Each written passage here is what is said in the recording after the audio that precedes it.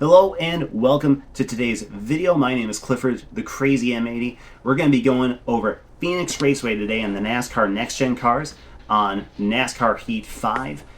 Doing some tips and tricks on what slider setups seem to work best right off the bat, what changes you can make to cut some really fast laps, what works well for race pace, and hopefully give you some value here and help you turn some fast laps. So if you do find value in this video, please put in the comment section below some other tracks you'd like to see in this series. In the meanwhile, let's go ahead and get going fast at Phoenix. And we're starting off here in a qualifying session. Wanted to do this so there wasn't any arrows on the track to throw off any of the markers here. So we're going to be running. This is a full loose slider. I found that this was the fastest way. And you're going to see I do not shift.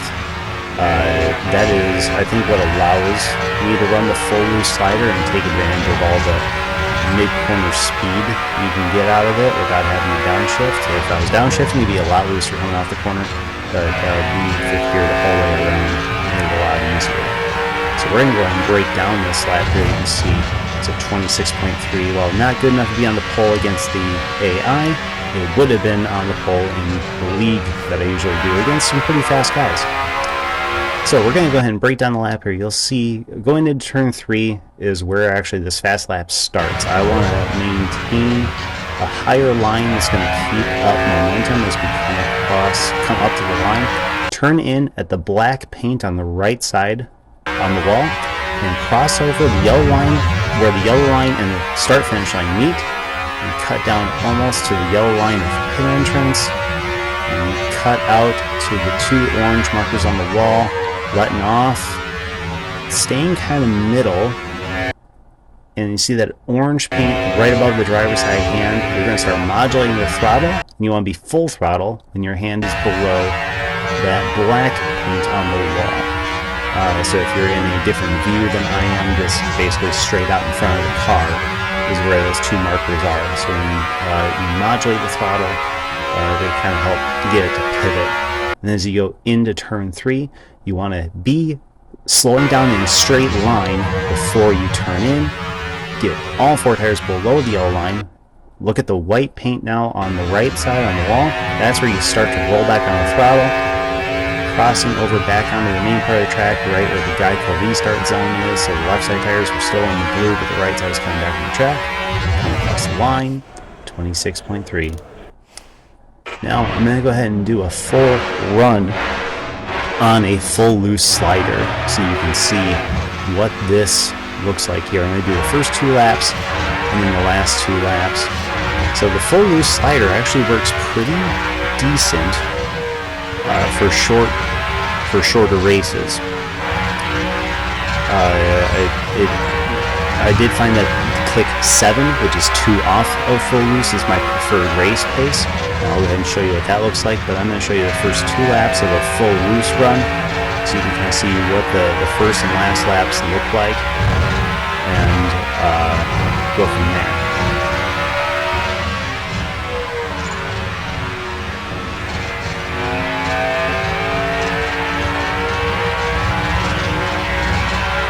You may notice too that when I am running more of a race pace, I'm not doing that feathering of the throttle or that modulating of the throttle in the middle of turns 1 and 2.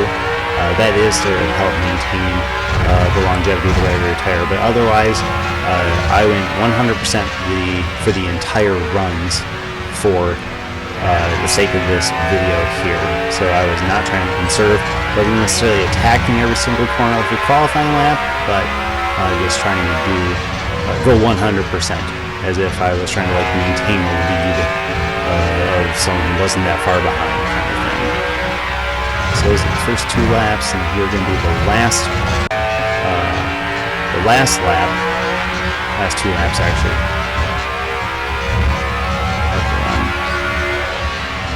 So you see I did 27.2, and that second to last lap. This lap actually turns out to be pretty decent here if I remember it correctly.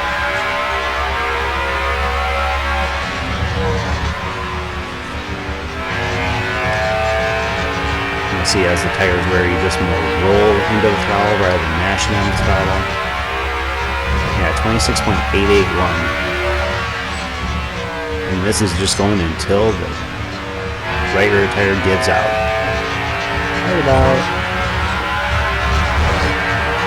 Yep. There it goes. Alright, so now we're going to go ahead and look at the lap times here. See here, you know, pretty much doing 26.4s the entire time and just slowing down to the 27.0s. Low 27s. You know, so about a 7/10 of a second difference there from the fastest lap to the slowest lap. So, next, we are going to be looking at what a Click 7 full run looks like. This is going to be my preferred race pace, and you'll see too, full loose, we're able to complete 24 laps, 24 complete laps. So, little tire here. The lines are very similar to each other. You do have to brake a little bit more when going into turns 1 and 3 to accommodate for just that little bit more understeer that the car has. But overall, it's still a very similar line to drive as far as where to turn in, where to get on the throttle.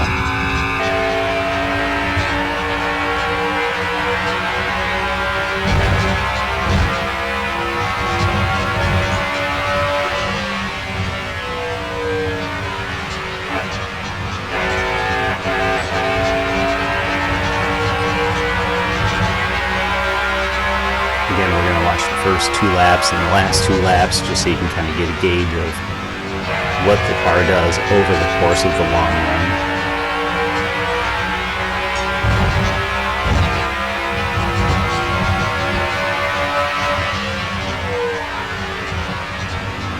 You see the first 2 laps are both in the 26.5s.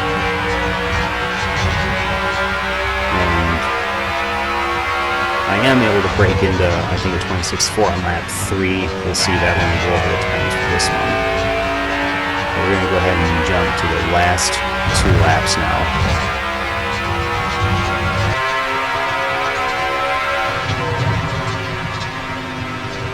See, the tire load is on. Another thing you might notice here too is how much fuel is left. This is the same amount of fuel that we have left on the full loose run when the rear tire went out. So we're able to get another lap on the same set of tires versus what we were able to do on the full loose run. Still wasn't able to get a full fuel run on a set of tires, and that was on any slider that I ran. Slider 6 and 7 were about the same. So, at 7 was able to get me some faster laps than any of the other ones. So, this is my preferred race slider.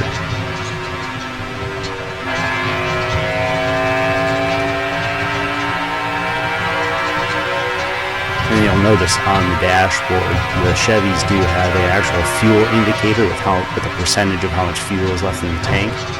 And you'll see that the right rear tire will blow at about 8% left. There it goes. So realistically, that makes me think that if I really wanted to stretch it, I probably could have. So you can see we got very similar lap times at the beginning, all 26.5s, 26.4s, 26.5s, and one more lap additional. So we did 25 laps, and you see I was running 26.7s the entire time. So thus the race pace is a lot better. Now here's the bit that everybody wants. The lap times were about the same whether this was full loose or on Click 7.